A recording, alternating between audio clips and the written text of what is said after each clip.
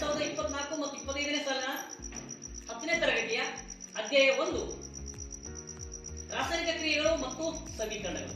ಈ ಒಂದು ಅಧ್ಯಾಯಕ್ಕೆ ಸಂಬಂಧಪಟ್ಟಂತಹ ಒಂದು ಚಟುವಟಿಕೆಗಳನ್ನು ನಾವು ಮಾಡೋಣ. ಸೊ ಮೊದಲನೇದಾಗಿ ಚಟುವಟಿಕೆ 1.1. ಈ ಚಟುವಟಿಕೆ 1.1 ಸೊ ರಾಸಾಯನಿಕ ಕ್ರಿಯೆಯಲ್ಲಿ ಏನು ಬದಲಾವಣೆ ಉಂಟಾಗ್ತವೆ, ರಾಸಾಯನಿಕ ಕ್ರಿಯೆ ಗುಣಲಕ್ಷಣಗಳು ಏನಂತ ನಾವು ತಿಳ್ಕೊಳ್ಬೇಕಾದಾಗ ಚಟುವಟಿಕೆಯನ್ನು ಮಾಡಬೇಕಾಗುತ್ತೆ. ಹಾಗೆ ಈ ಚಟುವಟಿಕೆ 1.1ಕ್ಕೆ ಬೇಕಾದಂತ ಒಂದು ಸಲಕರಣೆಗಳೇನಪ್ಪ ಅಂತಂದ್ರೆ, ಮೊದಲನೇದಾಗಿ ನಮಗೆ ಒಂದು ಮರಳು ಕಾಗದ ಬೇಕು. ಇದು ಮರಳು ಕಾಗದ. ನೆಕ್ಸ್ಟ್ ಎರಡನೇದಾಗಿ ತಂತಿ ಬೇಕು. ಸೊ ಇದು ಮೆಗ್ನೀಷಿಯಂ ತಂತಿ. ಕಾಣ್ತದೆ ಎಷ್ಟು ಶೈನಿಂಗ್ ಇದೆ ಮೆಗ್ನೀಷಿಯಂ ತಂತಿ ಒಳಗಿರೋದು. ಅದು ಹೊರಗಿರೋದು ಬಿಳಿ ಪದರ ಕಾಣ್ತಾ ಇದೆ. ಸೊ ಈ ಬಿಳಿ ಪದರ ಕಾಣಕ್ಕೆ ಏನ್ ಕಾಣಂದ್ರೆ ಅದ್ರ ಮೇಲೆ ಆಕ್ಸೈಡ್ ಪದರ ಉಂಟಾಗಿರುತ್ತೆ. ಸೊ ಒಂದು ಆಕ್ಸೈಡ್ ಪದರ ಹೊಂದಿರತಕ್ಕಂತ ಒಂದು ಮೆಗ್ನೀಷಿಯಂ ತಂತಿಯನ್ನ ತಗೊಂಡಿದ್ದೀನಿ. ಆನಂತರ ಒಂದು ಅದು ಉಳಿಸ್ಬೇಕಲ್ಲ, ಉಳಿಸ್ಬೇಕಾದ್ರೆ ನಮ್ಗೆ ಇಕ್ಕಳ ಬೇಕಾಗುತ್ತೆ. ಸೊ ಇಕ್ಕಳ ಒಂದು ತಗೊಂಡಿದ್ದೀನಿ. ಮತ್ತೆ ಉಳಿಸ್ಬೇಕಾದ್ರೆ ನಮಗೆ ಒಂದು ಮಧ್ಯಸಾರ ದೀಪ ಬೇಕು, ಕೆಲವೇ ಗುನ್ಸನ್ ಬರ್ನರ್ ಬೇಕು. ನಮಗೆ ಮಧ್ಯಸಾರ ದೀಪವನ್ನು ತಗೊಂಡಿದ್ದೀವಿ. ಅದ್ರ ಜೊತೆಗೆ ಒಂದು ಏನು ಉಳಿಸಿದಾಗ ವಸ್ತು ಉತ್ಪತ್ತಿ ಆಗುತ್ತಲ್ಲ ಅದನ್ನು ತಗೊಳ್ಳೋದಕ್ಕೆ ನಾವು ಒಂದು ವಾಚ್ ಗ್ಲಾಸ್ ಕೂಡ ತಗೊಂಡಿದ್ದೀವಿ, ಮತ್ತು ಒಂದು ಸ್ಟ್ಯಾಂಡ್ ತಗೊಂಡಿದ್ದೀವಿ. ಸೊ ಉಳಿಸ್ಬೇಕಾದಾಗ ಅದು ಪ್ರಕಾಶನ ಮುರಿಯುತ್ತೆ ಅಂತ ಹೇಳಿದ್ವಿ. ಅದು ನೋಡ್ಬೇಕಾದ್ರೆ ನಾವು ನೇರ ದೃಷ್ಟಿ ನೋಡಬಾರ್ದು. ಸೊ ಅದಕ್ಕೋಸ್ಕರ ಒಂದು ಕನ್ನಡ ಕೂಡ ಇರುತ್ತೆ. ನೀವು ನೋಡಿರ್ಬೋದು, ವೆಲ್ಡಿಂಗ್ ಮಾಡುವಾಗ ಹಾಕೊಂಡಿರ್ತಾರೆ. ಇದನ್ನ ಮೂಲಕ ನಾವು ನೋಡ್ಬೇಕಾಗುತ್ತೆ. ಸೊ ಇಷ್ಟು ಮತ್ತು ಒಂದು ಬೆಂಕಿ ಪಟ್ಟ ಕೂಡ ಬೇಕಾಗುತ್ತೆ. ಹಾಗಾಗಿ ನಾವು ಚಟುವಟಿಕೆ ಮಾಡೋಣ. ಓಕೆ, ಅದು ಮೊದಲೇ ಚಟುವಟಿಕೆ ಮಾಡ್ಬೇಕಂದ್ರೆ ಮೊದಲಿಗೆ ನಾವು ಇಲ್ಲಿ ಈ ಒಂದು ಮೆಗ್ನೀಷಿಯಂ ತಂತಿಯನ್ನು ತಗೊಳ್ಬೇಕಾಗುತ್ತೆ. ಒಂದು 10 ಸೆಂಟಿಮೀಟರ್ ತಂತಿ ತಗೊಳ್ಳೋಣ. ತಂತಿ ತಗೊಂಡಿದ್ದೀನಿ ನೋಡಿ. ಶೈನಿಂಗ್ ಇದೆಯಾ? ಹೊಡಿತಾ ಇದೆಯಾ? ಇಲ್ಲ. ಯಾಕೆ ಹೊಡಿತಾ ಇಲ್ಲ? ಯಾಕೆ ಇದು ಆಕ್ಸೈಡ್ ಜೊತೆ ಆ ಗಾಳಿ ಜೊತೆ ವರ್ತಿಸಿಕೊಂಡು ಆಕ್ಸೈಡ್ ಪದರ ಉಂಟಾಗಿರುತ್ತೆ. ಹಾಗೆ ಈ ಆಕ್ಸೈಡ್ ಪದರ ತೆಗಿಬೇಕಾದ್ರೆ ನಾವೇನ್ ಬೇಕಾಗುತ್ತೆ?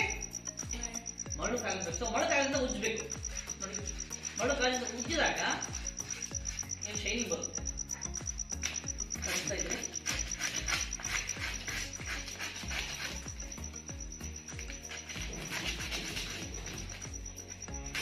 ನೋಡಿ, ಶೈನಿಂಗ್ ಬಂತ? ಶೈನಿಂಗ್ ಬಂತ? ಈಗ ಮುಂಚೆ ಶೈನಿಂಗ್ ಇದ್ದಿಲ್ಲ, ಹೊಳೆಯೋಕೆ ಇದ್ದಿಲ್ಲ. ಈಗ ಹೊಳಿತಾ ಇದೆ. ಕಾರಣ ನಾನು ಮರಳು ಕಾಗದಿಂದ ಉಜ್ಜಿದೆ. ಸೊ ಮರಳು ಕಾಗದಿಂದ ಉಜ್ಜಿದಾಗ ಏನಾಗುತ್ತೆ? ಅದ್ರ ಮೇಲೆ ಆಕ್ಸೈಡ್ ಪದರ ಕಟ್ ಆಗುತ್ತೆ. ಆದ್ರೆ ಮರಳು ಕಾಗದ ಅವಶ್ಯಕತೆ ಇದೆ. ಯಾಕಂದ್ರೆ ಈ ಒಂದು ಆಕ್ಸೈಡ್ ಪದರವನ್ನ ಹೋಗಲಾಡಿಸೋದಕ್ಕೆ ನಾವು ಮರಳು ಕಾಗದವನ್ನ ಬಳಸ್ತೀವಿ. ಈಗ ಈ ಒಂದು ಮರಳು ಕಾಗದದಿಂದ ಉಜ್ಜಿದ ಒಂದು ಮೆಗ್ನೀಷಿಯಂ ತಂತಿಯನ್ನ ನಾನು ಉಳಿಸಬೇಕಾಗುತ್ತೆ. ಸೊ ಉಳಿಸಬೇಕಂದಾಗ ನಾನು ಒಂದು ಇಕ್ಕಳ ಸಹಾಯದಿಂದ ನೋಡಿ, ಇಕ್ಕಳ ತಗೊಂಡಿದ್ದೀನಿ, ತಗೊಂಡ್ಬಿಟ್ಟು ಉಳಿಸಬೇಕಾಗುತ್ತೆ.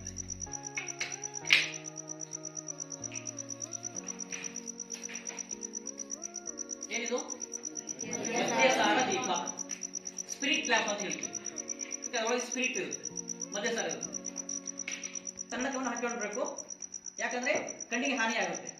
ನೋಡಿ, ವೆಲ್ಡಿಂಗ್ ಮಾಡೋದು ನೋಡಿರ್ಬೋದಲ್ಲ ನೀವು, ಸ್ಪೆಕ್ಟಾಕಲ್ ಇರುತ್ತೆ ತಾನೆ. ಕಾರಣ ಅದು ಕಣ್ಣಿಗೆ ತೊಂದರೆ ಉಂಟು ಮಾಡೋದು. ಅದಕ್ಕೋಸ್ಕರ ಓಕೆ, ಅದನ್ನ ಸಂಗ್ರಹ ಮಾಡ್ಕೊಳ್ಳೋದು. ನೋಡಿ, ಅದನ್ನ ನೇರ ದೃಷ್ಟಿ ನೋಡಬಾರ್ದು. ಸೊ ನೀವು ಕೂಡ ಅಷ್ಟೇ ನೋಡಿ, ಇಲ್ಲಿ ಬಂತು ನೋಡಿ. ಇದೇನಿದು? ಬೂದಿ.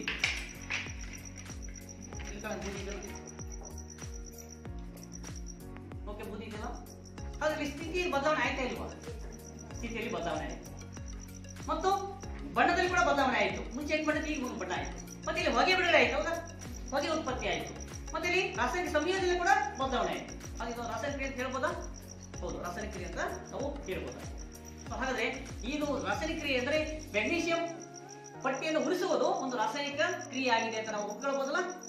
ಹಾಗಾದ್ರೆ ಇಲ್ಲಿ ರಾಸಾಯನಿಕ ಕ್ರಿಯೆ ಆಗಿದೆ ಅಂದಾಗ ಅಲ್ಲಿ ಪ್ರಮುಖವಾಗಿ ಬದಲಾವಣೆ ಆಗುತ್ತೆ. ಒಂದು ಸ್ಥಿತಿ ಬದಲಾವಣೆ ಆಗುತ್ತೆ, ಬಣ್ಣದಲ್ಲಿ ಬದಲಾವಣೆ ಆಗುತ್ತೆ, ಅಲ್ಲದ ಬಿಡುಗಡೆ ಆಗುತ್ತೆ. ಇದು ಚಟುವಟಿಕೆ 1.1.